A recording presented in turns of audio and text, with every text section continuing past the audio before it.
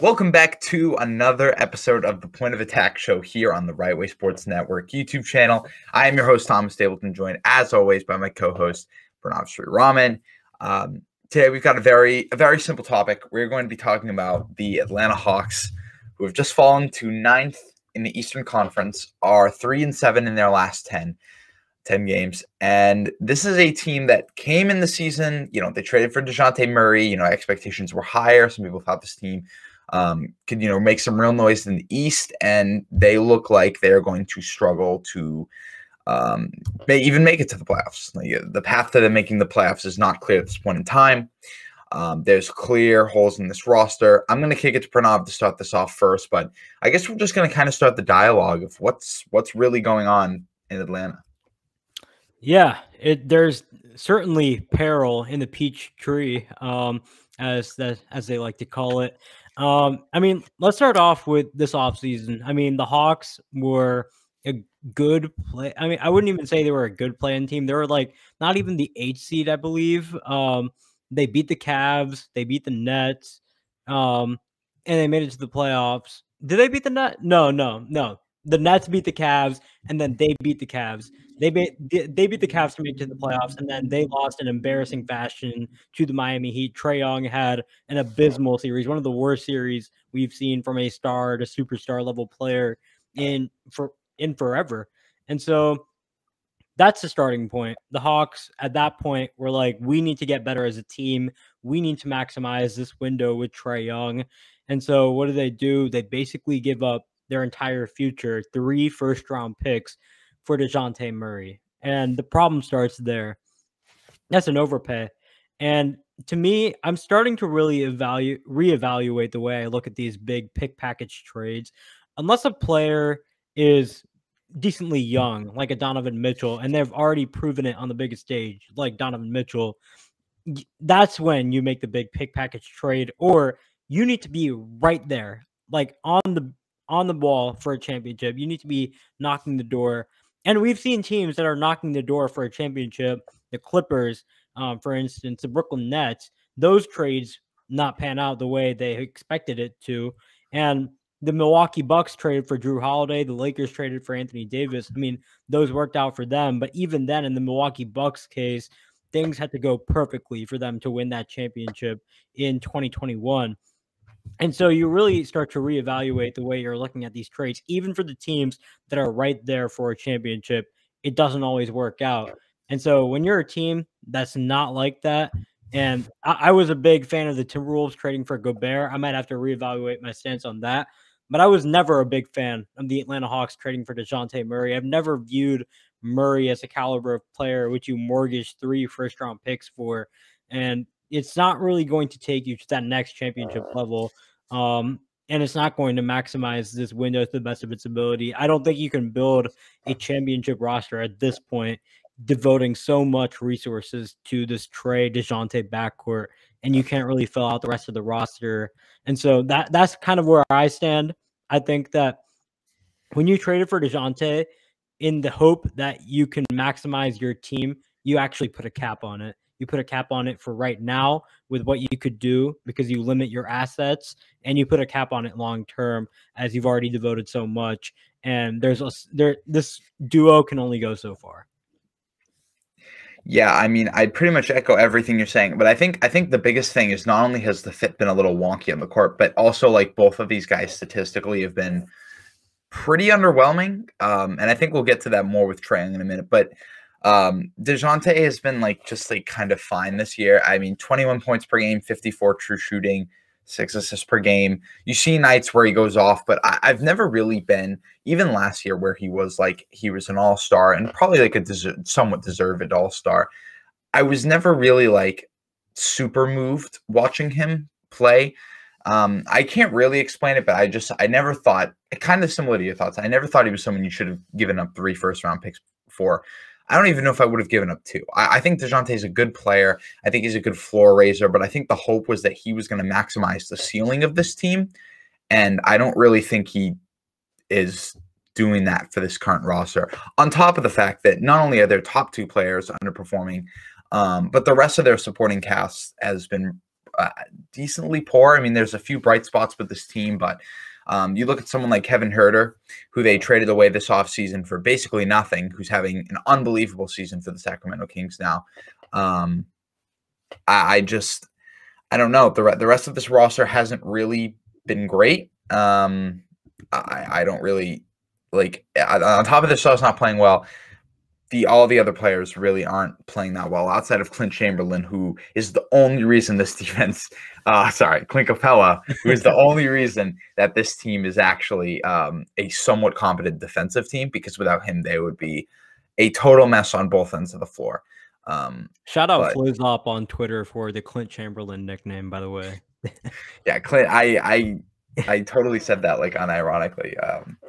But yeah, this roster is just rough, man. Like Bogdan Bogdanovic has only played 6 games this year. I mean, he's been solid in the games he's played, but DeAndre Hunter some nights looks great, some nights looks like one of the NBA's biggest black holes on the offensive end of the floor. John Collins is having maybe the worst season of his career, even worse than his rookie year, honestly. Right. Clint Capella's been really good. AJ Griffin's been like a good rookie, but like if you're seriously depending on guys like AJ Griffin, who's been starting like a lot of games now, and deservedly so, but that's a problem. Like that is not. This is not a good thing to have, even if he's been promising. It's a rough team. So I'll kick it in basically any direction you want. Do we want to start with Trae Young, or I guess not start with Trae Young? Do we want to talk about Trae Young? I'm going to talk about Trae Young and this offense as a whole. I mean, this team, I'm not going to sugarcoat it. This team is horrible. Like their defense should not be better than their offense, but that's the point where they are. And their defense isn't even that good. This is just a testament to how bad their offense is. Their offense is nearly bottom 10 in everywhere you look. And when you're having a backcourt with Trae Young, who I believe is one of the best playmakers ever, who I believe is one of the best offensive engines in the sport, I mean, that's an unacceptable result. And it's a reflection on the way Trae Young is playing this season. Trae Young, he's going to give you elite playmaking. He's going to give you high volume scoring, but the way he's doing it this season, it's not been very efficient like in years past. And I mean, efficiency can tend to get overstated, but I mean, when you're shooting as poorly from nearly every location as he is and struggling to find much consistency as a scorer this year, it's really hard to put into context just like how much the offense is being held back by Trae not playing to the best of his ability. And I do expect Trae to get better throughout the season. I do, because that's the expectation we've grown accustomed to seeing from him. But at this point in time, if Trae Young is not playing to the way we know he could, I mean, that just takes his offense from the potentially one of the best in the league to, like you're seeing right now, one of the worst in the league. And DeJounte's counting stats speak more, like it speaks for his offensive game more than the actual tape does. But I mean, he's the same guy that he's always been. He's not great off the ball. Both of them are really needy of the ball. And that's an adjustment. I get that. I mean, you're adjusting to both guys who are ball dominant. I get that. But at the same time, you expect better than the results that you're seeing on the court. Like maybe throughout the year it gets better. I mean, that it can only go up from here, but you're not expecting it to be this bad, even when they stagger lineups. So that's really where I'm at. And as far as Trae Young goes, Thomas, I'm going to ask you, where do you rank Trae Young? Because both you and I were, I'm going to say I'm still really high on Trae Young. I'm not writing him off whatsoever. But both you and I were a lot higher on Trae Young than a lot of media pundits and a lot of people around the NBA in general. So I want to know, where do you stand on him right now, and has your views on him changed from what they once were? Yeah. So after last season, I would have told you I think I had Trae like 10th. Like I was very, very high on him.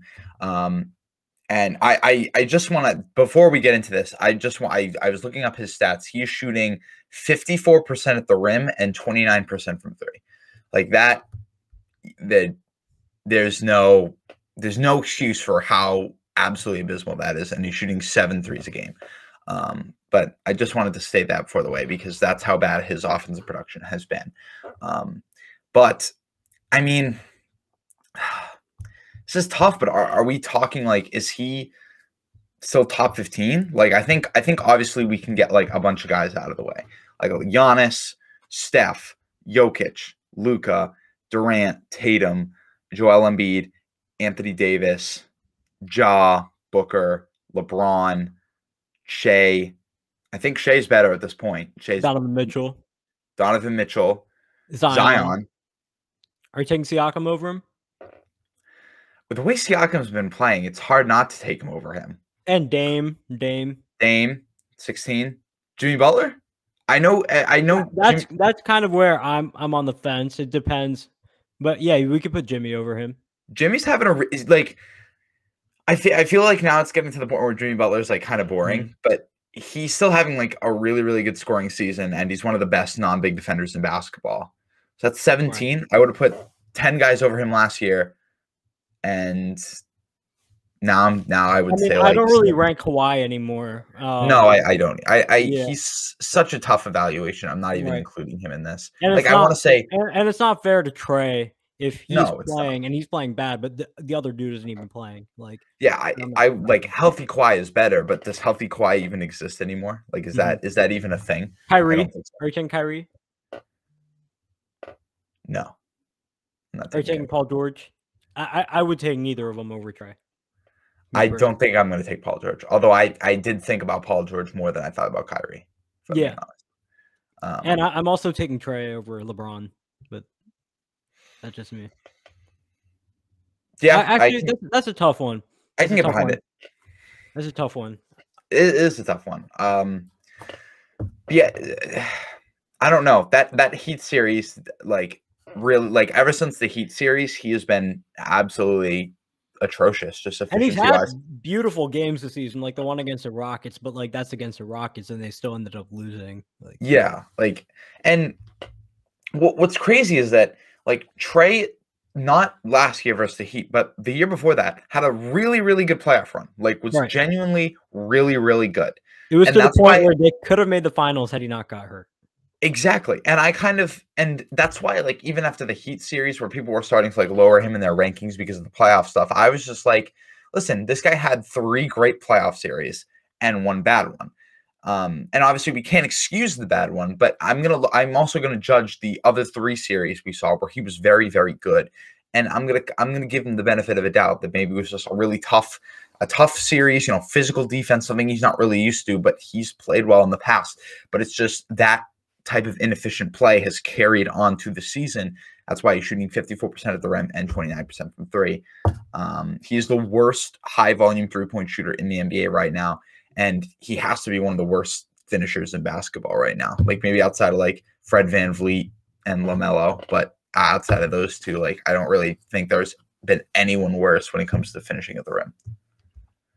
Yeah, and I mean, we went over the players that we might take over him. Some we definitely would. Others are more on the fence. But I mean, you mentioned it best. That Heat series, like, I still ranked him the exact same. Because I'm like, it's 4-game sample size. I'm not going to take much from it, but it's really carried on. And it's not even like he's being covered the same way that the Heat covered him, because the Heat have the personnel to play a really specific style to the point where they can key in on him specifically, and they have DeJounte now, so they can't give as much attention to Trey as they would like to, although how much attention DeJounte actually takes away from him is questionable. But point stands. I mean, they simply can't play the same way anymore. And so is it just horrible shooting luck combined with horrible finishing luck? But I mean, if it's starting to get worrisome. The sample is starting to expand and nothing's changing. And to me, that's the most concerning part of all of this. I think the pendulum on the Trae Young discourse right now is all over the place. I see. Yesterday I tweeted, and by the time this is published, 2 days ago, I tweeted that Luka Doncic Trae Young trade, the 2018 draft night trade, it was a completely lopsided trade that everyone tries to make it as a win-win trade, where I think the Mavericks won by $1 million. They got the infinitely better player. And making a draft selection is a different transaction than trading for a draft pick, but no pick could have amounted to Luka, especially Cam Reddish. And then after that, I mean, so there's some people. I got so many angry replies. There's some people who think he's done just as much as Luka. He's on Luka's level, all of that. And then there's other people who think, and very notable, very smart minds who think that he is worse than Tyrese Halliburton. And I Yeah. like Tyrese Halliburton. He's having a fantastic season, all-star lock. But I mean, I can't go that far yet. I just can't. The impact Trae Young provides offensively, I know he's been inefficient. I know Tyrese has been efficient, but Trae Young is a more dangerous scoring threat. He unlocks more to your offense as a playmaker. And Tyrese, it's not like he's moving any goalposts. We talked about this in our first episode. It's not like he's moving any goalposts defensively. And so I think No. that's where the pendulum goes too far. But I think that the discourse is on two very opposite ends, and there kind of has to be a middle meeting to where he is right now. Do you actually like Tyrese Halliburton? I feel like that might be a different discussion for a different day. But I see some of the tweets you like about him. I'm curious if you actually like him. I don't know. We shall see. Yeah, no, I think that's I actually I really like Halliburton and am a fan of him. But I think Trae Young over him at this point in time Tyrese over Trae at this point in time or ever really is pretty crazy. And to think that defense is really what's swinging this argument is also crazy because Halliburton is not good at all on that end of the floor. And I understand he's not Trae historically bad, but we're not going to act like he's not one of the worst 15 defenders in basketball because he isn't. And that's fine because he provides so much offensively, but like that's not the reason why he should be like moved in front of Trae Young, especially when Trae's a better offensive player, even with the shooting struggles he's going through. So I think I definitely agree that the pendulum has swung too far on Trae Young where it's going in the opposite direction. But the sample is also getting too big to the point where we need to start having conversations like this. Like it's been like 30 games. Like now's like we got to step up. So I have two questions. What are your expectations for the Atlanta Hawks? Well, actually, it's the same question. So I'll make it two questions. What do you think the expectation should be for the Atlanta Hawks from the general public at this point? And what is your expectation? What do you think is actually going to happen with them?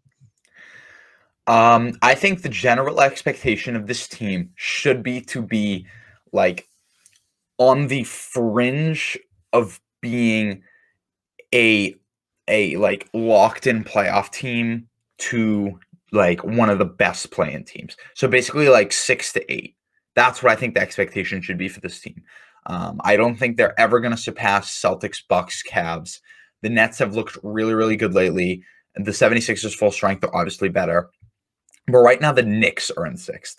Like I think they're better. Very easily, like this team could be at the sixth team in the Eastern Conference. But I also don't think they shouldn't be worse than teams like the Heat. The Heat have one of the worst offenses I've ever witnessed. And the Pacers have one of the worst defenses I've ever witnessed. So I really think that they should be a 6 to 8. I think the public should view them as a team that should be somewhere in that 6 to 8 range. However, I think there is a real chance they just slip out of the play-in altogether. And I know if you look at some of the teams outside of the play-in, you're like, so maybe they can just like stay at 10th, but I'm not like I'm prepared for whatever with this team. They are one of the worst like net rating teams like in the league, as we talked about pre-show. But like also like right outside the play-in, like looking in is the Bulls and the Wizards. So I definitely could see them being that 10th team. But I also could just see a world where this is just not working out and they just keep sliding down the thing, even as Trae Young gets better, because we've seen like that game in Houston where sometimes Trae Young will have incredible games and it doesn't matter because this team is not good. Right. And that's really, this team is not that much different from the team last year. In fact, if anything, it's worse than last year's team. And you traded 3 first-round picks to add to this team.